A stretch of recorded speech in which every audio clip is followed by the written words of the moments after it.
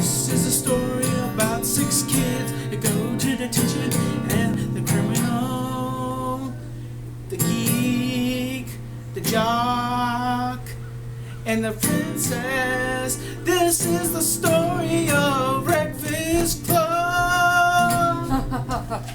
What's that? What's that?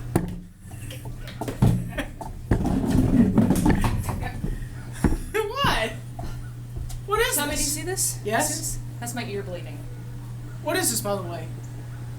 Uh-oh!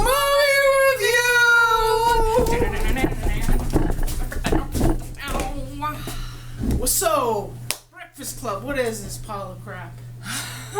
It's one overrated cult comedy. Yes, overrated. Big time overrated. Molly Ringwald movies, I think, in general, are overrated. Yes, But especially this one. yes. So, like, we hear all sorts of stuff about Breakfast Club, right? And I can't tell you how many flaws are in this movie. I mean, it had a decent introduction for, like, the first 10 minutes. Yes. And then, first 10 minutes into the movie, you see your first big flaw. I mean, really, did any teenagers of any generation really interact with each other this way? I mean... No. I honestly, I had a few interactions in high school, but not as deep as that, and detention is not really like that. Honestly, I can never think the teacher doesn't just leave you for an hour and you Or can, hours. or hours. And In a big library where you could do anything. He wasn't even around. They literally, I mean, this movie just took, one person from each, stereotypical group of people and stuck them together. I mean, one of the biggest flaws in this movie is honestly that we're talking about a high school in Chicago. yes. And you have a Saturday detention with 6 kids in it. I went to Reynolds in Asheville. And I went to Owen. And every time, if you go to detention, there's like 15 other kids there. Yes. I went to ISS, which is at Owen, and there was 4 or 5 kids in ISS, and plus we were right above the sewage line, and it would stink every time somebody flushed the toilet. And the teacher was always there, never left. Yeah, never And it was leaves. the middle Never school. leaves. Never leaves. And if they do leave, they come back in 2 minutes. Yeah, come back in 2 minutes. And one of the things one of the things I thought was interesting was the criminal. The idea of the criminal. He comes in with a trench coat and he's all badass walking in, making like he's been scarred in his life. And All the more reason why teachers shouldn't leave a kid like that. He vandalizes the property. He smokes weed and cigarettes in the library. Oh, why are God. you going to leave a kid like that? That That's- you know does that. It's just stupid. It's stupid. that scene right there was just inexplicable. It may have been strong and powerful, but honestly, my question is, and then when the kid shouts and it breaks the window. Oh yeah, the part where they're like doing their dancing or whatever, which by the way, there's like a good 15 to 20 minutes of this movie spent doing absolutely nothing. Yes. No character development, no plot development. The jock closes the door in the library where there's glass and just randomly screams and the glass breaks. Boom! I'm like, there's no sound barrier. There's no I mean, freaking... that's physically impossible. physically impossible. They had charges on the door. Just right when he did that, they burst the window. I mean, even the most talented opera singers in the world can barely do that.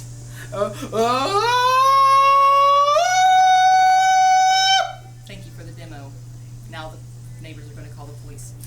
But anyway, so, the scene where they're all there, they smoke their weed and they get into their little huddle and they're all talking about their little sappy stories of why they're all sad and why they're all miserable and whatever.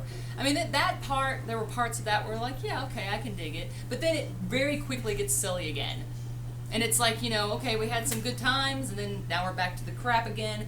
And what irks my butt is that these romances develop after literally 8 hours of detention. I mean, the princess and the criminal character, okay, you see them in the scene where he's yelling at her and she's like, I hate you, she's F you! crying, F yeah, you! shut up, I hate you. And then literally the very next scene, she comes into the room with him and kisses him on the neck. It doesn't make any sense. There's this huge gap of character development missing. Also, Crystal, one thing that really bothered me about this movie was, okay, the jock gets the freak. And the two get together after the girl gives this makeover and then she comes out with a new shirt is completely in black, and she reminds me of one of these little creatures, and like, "Ee!" And that's all she did was before she started speaking, she was just like, "Ee! Ah! Yeah, she would squeak randomly. I mean, I like the idea of having, like, the freak in there, but they kind of played her up a little bit hard. And oh my gosh, the whole idea when she was making her sandwich, she puts the sugar on there, more sugar, and she puts breakfast cereal on there. I'm like, okay. It's the Breakfast Club. But the whole idea I'm trying to get here is like, why is it called the Breakfast Club? There is no breakfast involved. Like, there's one thing involving breakfast where she puts it on the sandwich. There is no involving a breakfast. The only thing I can think of is that it took place in the morning. That half the movie took place in the morning. And there was no breakfast involved, and it's just these kids sitting for hours and hours. But one thing I want to mention was the actor who plays the criminal.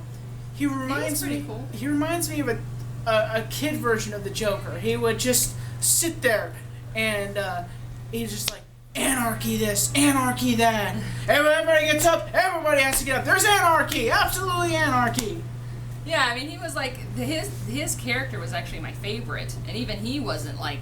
I mean, even he had a lot of gaps in him, but he was by far the strongest character in my opinion. And I think it would have been much better if the geek and the princess characters had gotten together rather than... It would have just made more sense all around. One of the specific parts in the movie was when the kid was expressing himself why he was in detention, and he says, I brought a gun to school, and it was a... Now, they speak very low in the movie, so you had to listen in, and plus there was a... When we were watching the movie, we were talking, and in between that, I don't know if the kid said the gun went off in his locker, or if he said it was a squirt gun, and he was. No, it didn't go off in his locker. Apparently, the nerd guy starts talking about how he was in detention because he brought a gun to school, and the teacher found it in his bag, and then like this whole thing that he was thinking about committing suicide because he made an F, which is kind of far-fetched in of itself. I mean, if a teenager's going to commit suicide, it's probably not just because they're going to make an F. There's probably a lot of other things going on. Yes. But then he said something about it being like a fake gun. And I'm like, so what's the point? Yes. What was the point in playing up the whole I brought a gun to school, I was thinking about killing myself, but it wasn't even a real gun? Yeah. And then they all start laughing. Oh, yeah. Just they all start laughing together. The thing is, I like movies where everybody hates each other, honestly. And then when it gets to the sappy part and they actually start liking each other, it loses its balance. And why do I like that posterity where they're ripping each other apart and they just don't like each other? Well, I mean, in the context of this movie, it was appropriate that they become friends. That was the point. But there was no, it was just, we hate each other, now we're friends. Yes. Like, the part where they're actually getting to know each other and they're creating a bond is so vague and rushed that you don't feel any passion. You don't feel like, really, like, satisfied at the end when they are getting together and they are friends or they are a couple. You're like, oh, well, that happened like that, so I don't really give a shit. Yeah.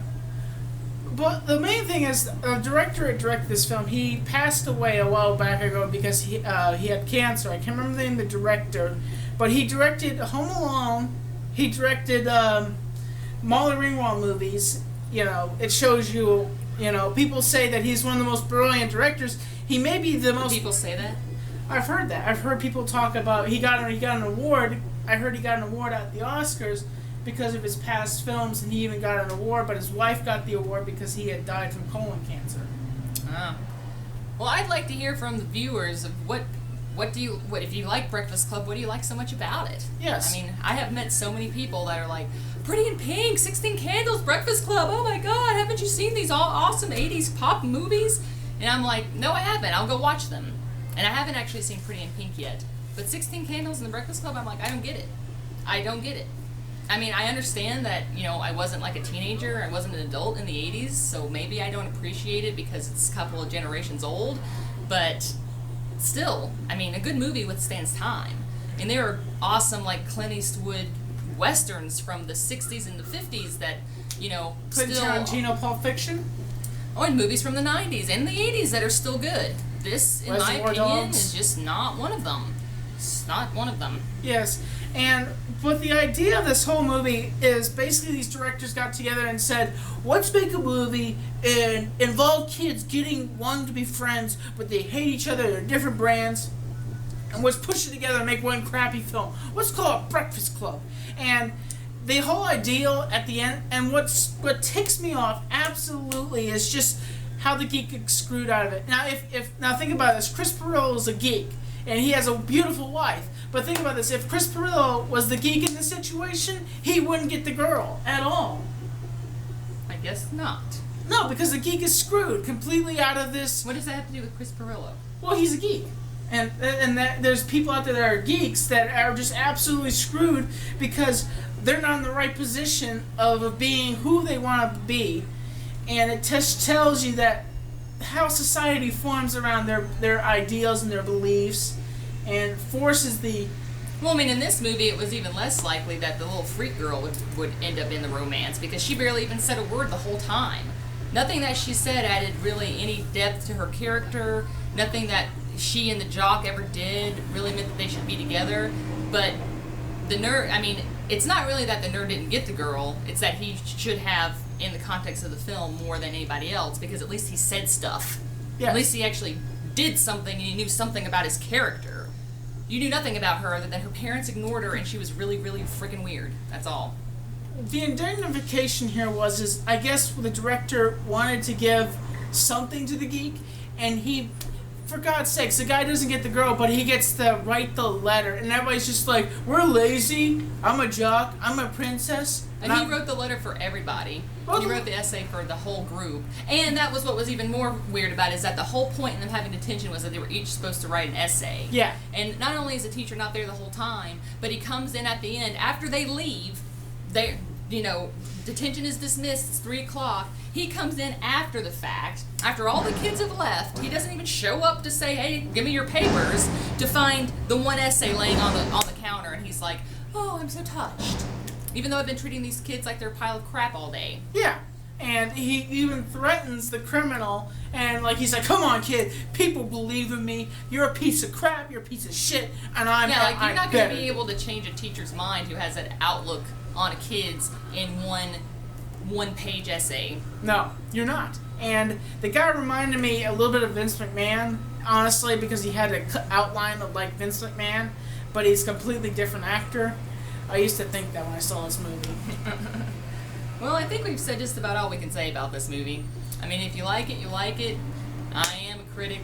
Most movies I don't like, but I also stand firm in that I have a good reason not to like them and you shouldn't either. But, whatever. Well, we review movies for your...